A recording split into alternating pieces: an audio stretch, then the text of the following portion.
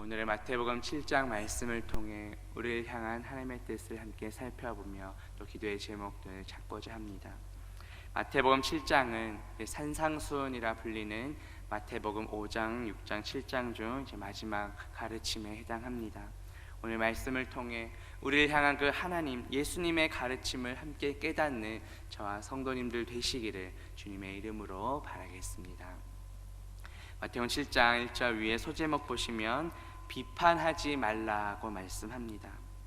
1절부터 6절까지 내용은 다른 사람들과의 관계 속에서 지켜야 할 내용이 무엇인지 우리에게 예수님께서 가르쳐 주셨습니다. 예수님께서는 비판하지 말라고 말씀하십니다. 1절 말씀 보시면 비판을 받지 아니하려거든 비판하지 말라고 말씀합니다. 이 한글 성경으로 보면 비판을 받지 않으려면이라는 이유가 먼저 나온 후에 비판하지 말라는 명령이 나왔습니다. 그런데 헬라어 성경 원문에 보면 비판하지 말라는 명령이 먼저 나오고 그 이후에 이유가 나옵니다. 특별히 비판하지 말라는 현재 명령형으로 되어 있습니다. 이 헬라어에서 현재 명령형은 우리의 생활 습관이나 기준을 새롭게 제시할 때 사용됩니다.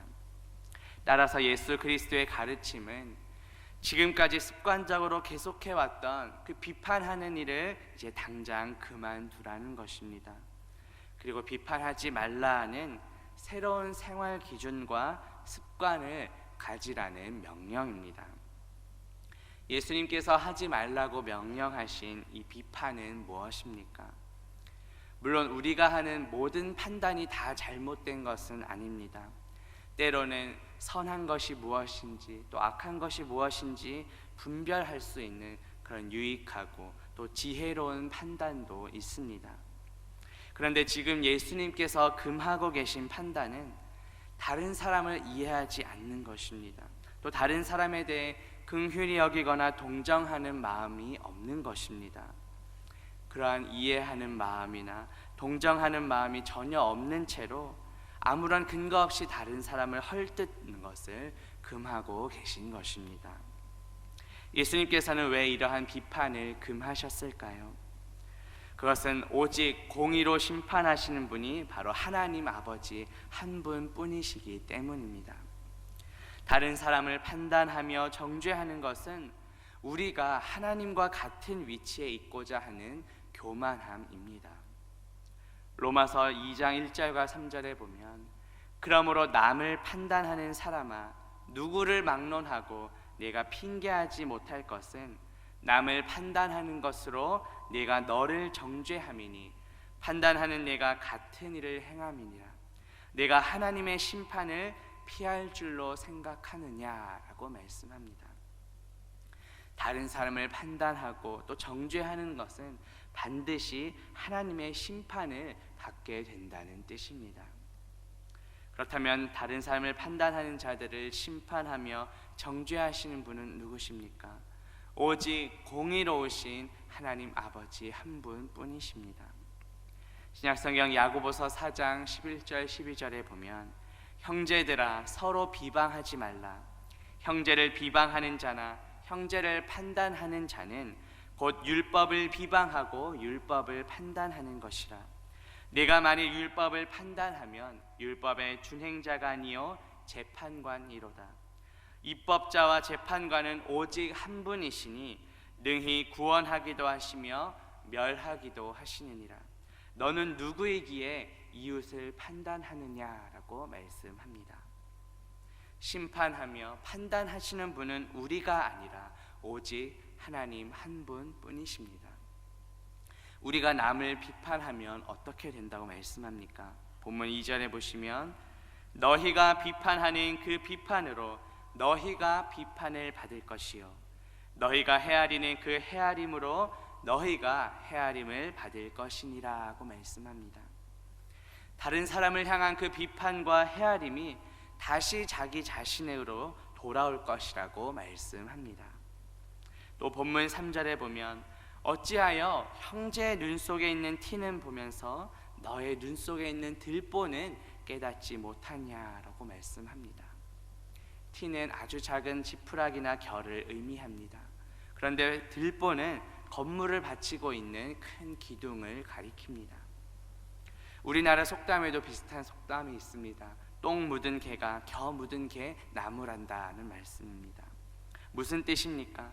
자신이 더 큰 잘못을 가지고 있으면서 그것을 깨닫지 못한 채 다른 사람의 작은 잘못을 보며 판단하는 것을 가리킵니다. 예수님께서도 오늘 본문에서 작은 티와 큰 들보를 대조하면서 지적하고 계십니다. 우리 안에 들보와 같은 큰 잘못은 무엇입니까? 나의 죄를 깨닫지 못한 채 다른 사람의 작은 잘못에 대해 비난하거나 판단하진 않았는지 돌아봅시다. 예수님께서는 그러한 자들을 향해 무엇이라 말씀하십니까? 오늘 본문 5절에 보시면 외식하는 자여 먼저 내 눈 속에서 들보를 빼어라. 그 후에야 밝히 보고 형제의 눈 속에서 티를 빼리라고 말씀합니다. 외식은 쉽게 말해 겉과 속이 다른 것을 말합니다. 연극 배우라는 말에서 유래합니다. 다른 사람에게 보이기 위해 그럴듯하게 자신을 꾸미는 것을 가리킵니다. 예수님께서는 자신의 죄는 깨닫지 못하면서 다른 사람을 비판하는 자를 향해 외식하는 자라고 말씀하십니다. 그러면서 예수님께서는 올바른 우선순위에 대해 알려주십니다. 예수님께서는 다른 사람의 죄와 그 잘못에 대해 충고하는 것 자체가 잘못이라고 말씀하지는 않으셨습니다. 먼저 자신의 눈 속에 있는 들보를 빼라고 하십니다. 들보는 더 큰 죄와 허물이 있으면서 회개하지 않는 것입니다. 사랑하는 마음이 없이 무책임하게 다른 사람을 비난하는 것을 가리킵니다. 예수님께서 말씀하신 우선순위는 무엇입니까? 먼저 자신의 죄를 회개하고 그 후에 형제를 사랑하는 마음을 가지라는 것입니다. 먼저 자신의 눈에서 들보를 빼낼 때 그 후에야 밝히 볼 것이라고 말씀합니다. 자신의 죄를 깨닫고 회개한 자만이 다른 사람의 잘못도 올바르게 지적할 수 있게 됩니다. 오늘 본문 마지막 6절 보시면 거룩한 것을 개에게 주지 말며 너희 진주를 돼지 앞에 던지지 말라. 그들이 그것을 발로 밟고 돌이켜 너희를 찢어 상하게 할까 염려하라고 말씀하십니다. 앞서 예수님께서는 1절부터 4절에서는 다른 사람에 대한 그런 무책임한 비판을 금하셨습니다.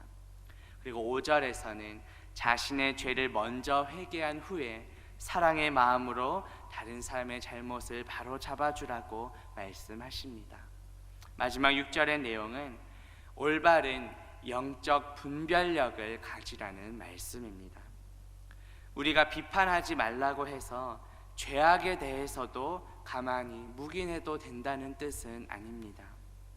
물론 무책임한 비판은 금해야 하지만 영적인 분별력을 가지고 죄악과는 구별된 삶을 살라고 가르쳐 주십니다. 이 6절에 나오는 개와 돼지는 당시 팔레스타인의 그 야생에서 살아가는 아주 사납고 더러운 짐승을 가리킵니다. 성경에서는 구원의 진리를 모르는 이방인을 비유합니다. 또 성도들에게 위협을 가하는 유대인과 거짓 선지자들도 개에 비유합니다. 오늘 본문에서는 타락한 자들, 복음을 회방하고 진리가 그 속에, 다시 말해 예수 그리스도가 그 속에 없는 자들을 가리킵니다.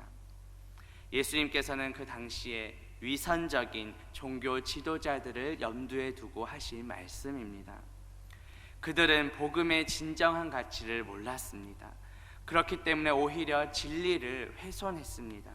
그렇게 그들에게 거룩한 진주와 같은 복음조차 전하지 말라고 가르치신 것입니다. 여기서 거룩한 것과 진주가 같은 의미이며 또 개와 돼지가 같은 의미입니다. 돼지 역시 당시 유대인들에게 있어서 불결한 동물로 취급되었습니다. 먹는 것이나 또 기르는 것도 금지되었습니다. 특별히 팔레스타인의 야생 멧돼지들은 매우 사나워서 사람들도 짓밟아 해치는 일들이 종종 있었습니다. 그렇다면 이 6절 말씀은 어떠한 의미일까요? 진주와도 같은 고귀한 천국 복음을 그 가치를 모르는 자들에게 전하지 말라는 것입니다. 왜냐하면 그들은 복음을 팽개칠 뿐만 아니라 복음을 전하는 자들까지 해칠 위험이 있기 때문입니다. 진리의 가치를 모르는 그런 악한 자들에게 복음을 전하며 복음의 가치가 훼손되는 것을 금하신 것입니다. 실제로 예수님께서도 이 땅에 오셔서 위선적인 자들을 꾸짖으셨습니다. 왜냐하면 그들은 경건을 자신의 이익의 수단으로 삼으려고 했기 때문입니다. 디모데전서 6장 5절에 보면 마음이 부패하여지고 진리를 잃어버려 경건을 이익의 방도로 생각하는 자들의 다툼이 일어나느니라고 말씀합니다. 우리는 경건을 자신의 이익의 수단으로 사용하려는 자들을 멀리 해야 합니다. 그들에게 천국 복음을 전하면 오히려 진리를 훼손할 뿐입니다. 우리는 하나님의 거룩한 것을 그러한 자들에게 함부로 주지 말아야 합니다. 그것은 하나님의 뜻이 아닙니다. 신약성경 빌립보서 3장 2절에 보면 개들을 삼가고 행악하는 자들을 삼가고 몸을 상해하는 일을 삼가라고 말씀합니다. 다시 말해 진리를 회방하려는 그런 악한 사단의 세력, 또 우리를 교묘하게 거짓으로 유혹하는 이단들을 경계해야 한다는 뜻입니다. 그리고 우리는 오직 사랑의 마음으로 예수 그리스도만을 전파해야 합니다. 2023년 생명샘교의 표어는 오직 예수, 오직 예수, 오직 예수를 전파하라입니다. 우리는 모두 눈 속에 들보가 가득한 자들이었습니다. 마치 당시의 개와 돼지들처럼 거룩한 것을 짓밟고 진리를 훼손하는 위선적인 자들이었습니다. 그러나 전적인 하나님의 은혜로 우리는 구원받았습니다. 아무런 자격 없는 우리에게 하나님께서는 독생자 예수 그리스도를 보내셔서 구원의 은혜를 베풀어 주셨습니다. 이제는 값없이 받은 그 은혜와 사랑을 전하며 살아가야 합니다.